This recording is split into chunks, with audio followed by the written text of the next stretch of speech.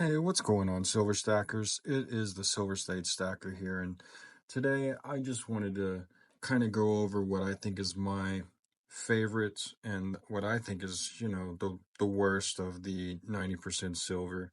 This week I went and I'm running low a little bit, I think, when I look at my stack on these Morgan dollars. So I'm thinking I want to kind of up my game a little bit and start adding some more of these Morgans. Of course, this one's a call. I'm not buying all the slab stuff.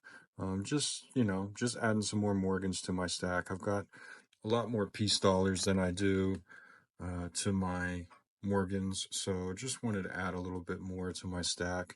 And I picked up a Benjamin here. I like these Franklin. These Franklin halves are really cool.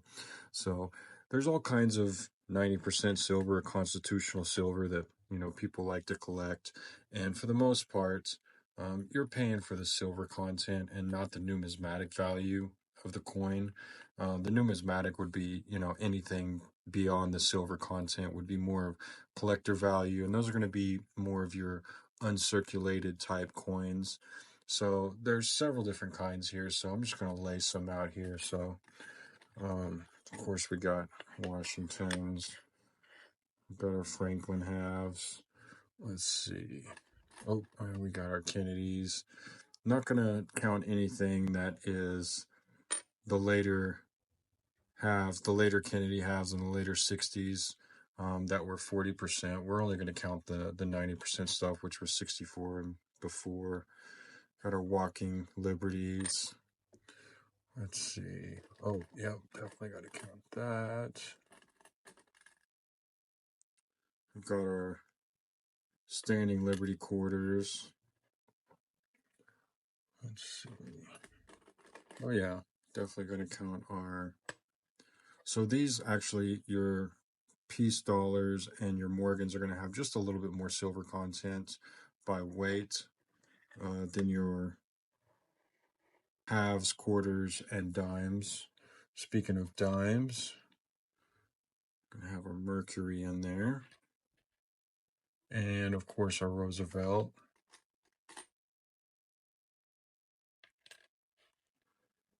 And have our piece dollar in there. Now there is the barbers. I'm gonna have to find my barbers.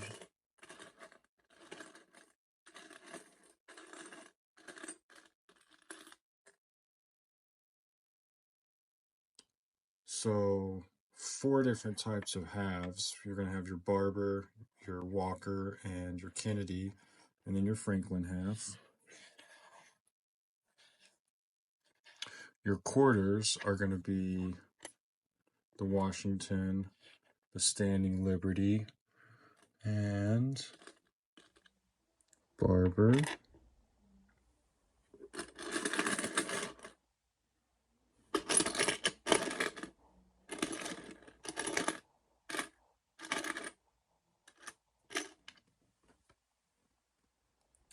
And then you're going to have your Barber dime. Let's see, let's make sure we got everything here.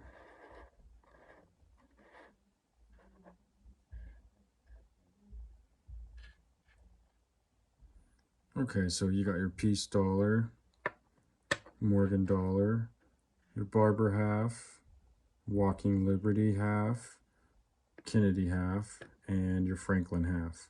And then your quarters, we have the Barber quarter, we have the Washington quarter, Standing Liberty quarter, and then on to dimes, your Mercury dime, your Roosevelts, and Barber quarter, or Barber dime. So if I was going to rank these, now we're not talking about any of the war nickels, which would be 35% silver, or like I said, the Kennedys that were the later years in the 60s, which would be 40% silver. This is all your 90% varieties, okay? Now, if I was going to rank these, let's start with the piece dollars. This one is my favorite. I absolutely do love the piece dollars. these were minted to celebrate the end of World War One, and they were only minted for a limited time. You can find these all over. The most expensive variety would be the 1921, which was a high relief version of this, and those are generally going to come at a higher price tag. But if I was going to rank these, I'm going to put these definitely, because they're one of my favorites, I'm going to put these definitely at the top of the list here. Moving on to the Morgans. Now, these do hold a little special place for me because the first silver coin that I ever got when I was a kid was a Morgan silver dollar. And gosh, I think it was probably around $5 at that time. Nowadays, you're going to pay, somewhere around $30 for the coal, which is a circulated. It's going to be a lot less detail than your slab stuff, and you're probably not going to find. Well, you might find something. This one is just a Philadelphia, but so your Philadelphia won't have any mint mark at all on there. Then you might find the Carson City, and you might find the San Francisco Morgans. And then they also had a New Orleans, which would just be an O for a period of time. This was just a standard Philadelphia. Um, you know, I got to be honest with you. I mean, I love the Morgans, and I need to add more to my stack, and I'm kind of on a mission to add some more to my stack, but they're not my favorite. I don't like them quite as much as the piece dollars, although I know I'll probably, it's kind of controversial, and I'm sure I'll get some comments about that down below. But, I mean, they are fantastic coins. They generally do have a lot of wear. If you can find the coals, they're probably not going to have the rim edge around them. They're probably going to be worn off. But they are very nice. I'm probably going to put that kind of over here. Okay, so moving on to our half dollars. Okay, your barbers are generally going to be super slick. You're not going to have an edge on them at all most of the time. I don't really find these in the junk bins. Well, you know what? Actually, I take that back. I found the quarters and I found the dimes in the 90% junk bin, but not too many of these halves at all. And of course, this one's super slick. I mean, the eagle on one side is almost completely worn off. The United States around the top is, starting to get worn off, and you can just barely read the half dollar. You can read the date on these, but it's starting to look like a ghost image. We call these really, these are slicked. And as far as, if you were to compare the thickness of these barbers have lost a lot of the silver content over time, especially compared to these Walking Liberty halves. You can see the difference. I don't know if you can see that, but they're quite a bit thinner. These I'm definitely going to put towards the bottom. Not really one of my favorite. If I see them, then I'm going to pick them up if they're in a bin, just because they're super rare and you don't really see these pretty much at all. Definitely not going to find them in circulation anymore. But if I see them, I pick up a few of them. My local coin store does put them in their 90% bin. Next is the Walking Liberty. Now, I do like these a lot. I love the eagle design on the back, on the reverse, and then on the front. I do like the American Eagles, and this was kind of the start of it, very reminiscent of the 99 Fine Silver Eagles, and I just think these are really, really cool. This one's starting to get pretty slicked out. You can start just, it looks like a line right there with the image in the back, almost looks like a candle. But I really do think these are cool designs, and definitely love the reverse on these guys. So I'm going to put these probably up here next to the piece dollar. I pretty much like those just pretty much equally. Going on to the Kennedys. Now, I do like these Kennedys, and generally most of the ones you find, especially the 64s, are going to be in pretty good condition. I mean, these pretty much had very little wear to them. I think people were aware in 64 that when the silver content was coming out, especially with the Kennedy design on here, that these were going to be special. And so a lot of these were put back and say for collectors. And so a lot of these are in really really good condition, and I do like these Kennedys. I like the reverse on these a lot, and then the fact that it had John F. Kennedy on the obverse of these. I just think they're really really good looking coins. I'm gonna put them right up here with the Barber or with the Morgans. Not my favorite, and I don't like them quite as much as I like these Walking Liberties. I will always pick up these Walking Liberties, and I'll pass on the Kennedys unless I see one that's in really really good condition. But generally, I'm gonna always get these Walking Liberties. Now, this is probably my favorite half dollar. In fact, I picked one up this week and added it to the bin. I just think the Liberty Bell on the back looks really, really cool, and Benjamin Franklin on the front.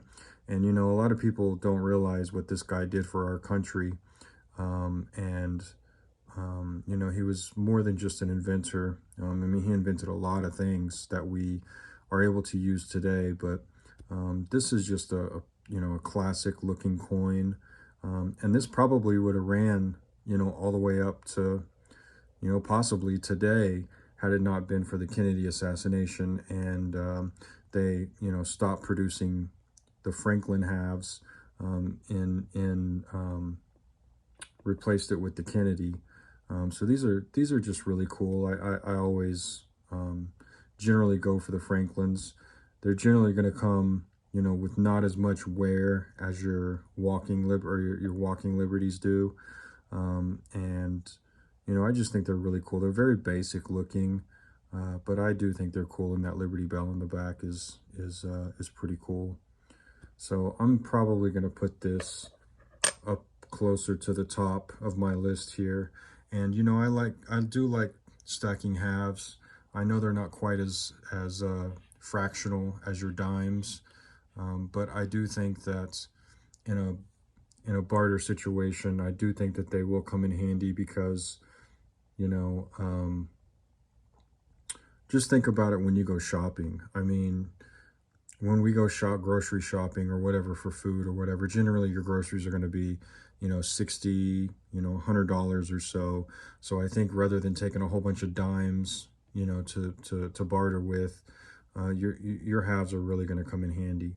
So I do like stacking a lot of halves, and most people would say that their favorite to stack are these are the dimes because they're hyperfractional. And I know that there's a lot of things that may not be quite as um, you may not need quite as much as a half to spend to barter with. You may need something more hyperfractional, but I don't know. It's like when you go shopping. Are you going to go shopping with a whole bunch of $1 bills? Are you going to take a 100, a 50, and 20s and go from there? You're probably going to have more of the higher bills and just use the dollars to fill in the gaps. So I do like these. Franklins are probably one of my favorites. So moving on to the quarters, you got your Barber quarter here. Again, I think I might have found this one in a junk bin, but you can see, of course, I picked it up. Super slick. I mean, they're just like super thin compared to like your Washington, which had, so much less wear. I don't know if you guys can see the difference in that, but smooth around the edges. I'm definitely not going to find any reeded edges or anything like that, whereas your Washingtons are going to generally have a lot less wear to them. So for that, I'm probably going to put these closer to the bottom here. Moving on to the Standing Liberties. Now, I do like these quite a bit. They're really, really kind of, not quite as much wear as the Barbers, but you do find these with a lot of wear. And generally, I'll try and go for something where I can at least read the date on the bottom of the coin. And then, in God We Trust, if you can read that, then I'll generally go for that. But this one here looks like it's pretty worn down. But I do like the flying eagle on the back of it. I think that's just a really cool one. And it kind of reminds me of my high school mascot logo. We kind of had a flying eagle, so I don't know, maybe that's why I like it so much. But I do think these are really cool. They were quite controversial when they first came out because I guess everybody called them, they were the boob quarter because Liberty had an exposed boob, and they later covered that up with a shield. So they were, quite controversial, but I do think these are really cool. I would put them over the Barbers, and, I'm going to probably put them as my third, kind of in my third favorite stack here. Now with our Washingtons, these guys are, pretty much what we see today. They changed the design up slightly today, but this is really what we're accustomed to. The eagle on the back of this thing is super sick. I mean, what a cool looking eagle on the back of that guy. But, we're very used to seeing these. And, if you're not familiar with silver, or you're not familiar with constitutional, you might get these confused with like your regular clad quarters that are around today. And so for that reason, I'm going to kind of put them down here with the Barbers. These are super generic, and, for the most part, you're going to find in 90% silver, you're going to find a lot of quarters available. More than you'll find the Standing Liberties or definitely the Barbers. These are the majority of the quarters are going to be your Washington quarters. So moving on to the dimes, your Roosevelt's kind of in the same situation as the Washington quarters. These are very, very common, same designs that we use currently in today. So if you're not familiar with them, then you might get these mixed up and not think that they are actually real silver. But they do generally have the most silver content and the least amount of wear, although I have seen some that are just destroyed. I mean, I don't know what some people do with their coins, but they are very nice, but definitely the most common dime, 90% dime that you will find.